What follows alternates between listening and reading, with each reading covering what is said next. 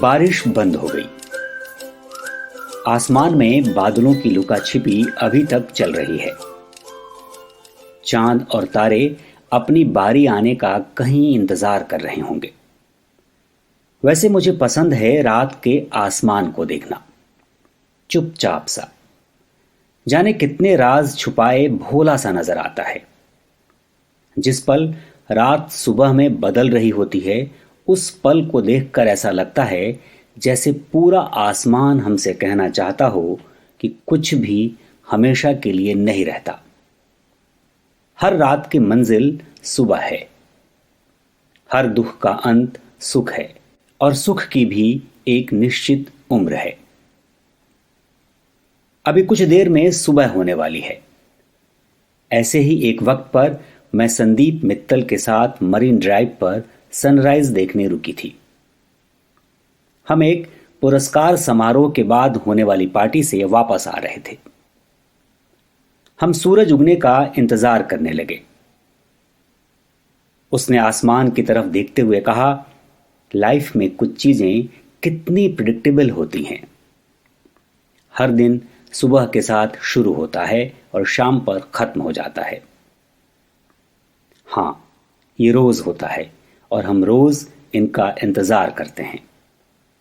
इंतजार भी तो उन्हीं का होता है जो लौट कर आते हैं।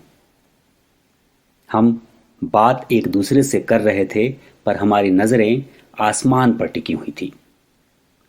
मुझे तो अनसर्टेनिटी पसंद है, जो अपने से मुझे हैरान कर दे। लाइक अ स्टोरी, कब कहां कैसे शुरू हो जाए कोई कह नहीं सकता। उसने मेरी आंखों में अपनी नजर जमाते हुए कहा, beginning of anything is my kind of thing. हम दोनों की नजरें एक दूसरे पर ठहर गईं। हम दोनों ही एक दूसरे की आंखों में उस संगीत को पढ़ने की कोशिश कर रहे थे जो हमारे दिलों में धड़कनों के साथ बह रहा था।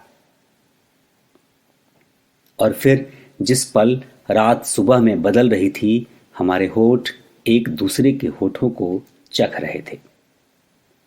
ऐसा लग रहा था जैसे हम दोनों एक घटना हो जो उस वक्त के साथ उस जगह पर घट गई हो। वह हम दोनों का एक दूसरे के साथ पहला चुंबन था। उस दिन देश में कोई प्रमुख घटना नहीं घटी थी। हमारा एक दूसरे को चूमना ही उस दिन की खास बात थी। रात टूटकर सुबह में बिखर चुकी है। बिखरी हुई किरणें हर चीज को छूकर उसमें जान फूंक रही है। मेरे मरने के बाद ये पहली सुबह है। दूर एक नारियल वाले का स्टॉल नजर आ रहा है। सुबह उठते ही मैं सबसे पहले नारियल पानी पीती थी। अभी तो पता नहीं मैं खुद को जागा हुआ बोलूं या कहीं लंबी नींद में खोया हुआ। नमस्कार, मैं अनुरंजन झा आज फिर लेकर आया हूं आपके लिए एक नई किताब। आज हमारे हाथ में जो किताब है उसकी लेखिका हैं साधना जैन। साधना जैन का यह पहला उपन्यास है। इस उपन्यास का नाम है जुहू चौपाटी। इसे प्रकाशित किया है हिंद युग्म प्रकाशन ने। 176 पेजों की इस किताब की कीमत है 150 रुपये। अमेजन और फ्लिपकार्ट पर छूट के साथ ये किताब आपको मिल सकती है। आइए सुनते हैं इसी किताब से एक और अंश। पहले तो मुझे विश्वास ही नहीं हुआ कि मैं मर चुकी हूं। मुझे ऐसा लगा जैसे मैं अभी नींद से जागी हूं, क्योंकि जब मैं जागी तो मैं अपने बेडरूम में ही थी। बेडरूम में सब कुछ वैसा ही था जैसे रोज होता है। कोई भी चीज इधर से उधर नहीं हुई थी। कमरे के ठीक बीच में मेरा डबल बेड लगा हुआ था। बेड के दोनों तरफ कॉर्नर टेबल के ऊपर लैंप आज नहीं जल रहे थे। हाँ, बस यही एक चीज थी जो रोज की तरह नहीं थी। मैं कभी भी अंधेरा करके नहीं सोती थी, क्योंकि अंधेरा करते ही मुझे झटपट नींद आ जाती है और मैं हर उस चीज से दूर भागती थी जो मेरी जिंदगी को आसान कर देती हो।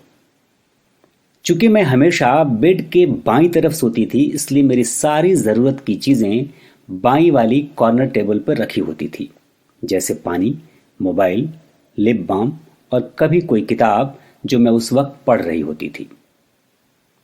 आज वहां पर वर्जीनिया वुल्फ की अ रूम ऑफ वंस ओन रखी हुई थी। बेड के पीछे वाली दीवार पर मेरा खुद का बड़ा सा पोस्टर लगा हुआ था। वो दीवार आइवरी कलर की थी। बेड के ठीक सामने वाली दीवार पर मैंने जंगल मुराल वाला वॉलपेपर इंस्टॉल करवाया था।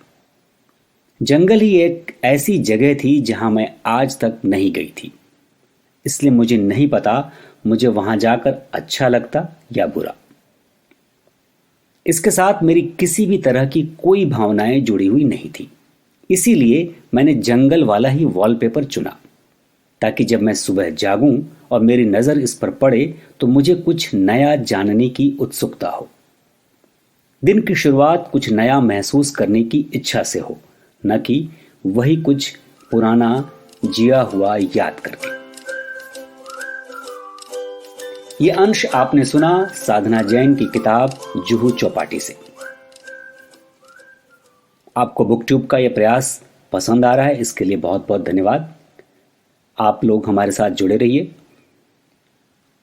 यूट्यूब पे फॉलो करिए @बुकट्यूब ऑनलाइन, ट्विटर पे @बुकट्यूब ऑनलाइन, फेसबुक पे @बुकट्यूब ऑनलाइन और इंस्टाग्राम पे @bookTube_IN पर आप हमें फॉलो कर सकते हैं। आपको अगर कुछ दूसरी किताबें भी पसंद आ रही हों जो आप उसका पाठ सुनना चाहते हो तो आप हमें ज़रूर कमेंट बॉक्स में बताएं। हम एक नई किताब के साथ फिर हाजिर होंगे। तब तक के लिए नमस्कार।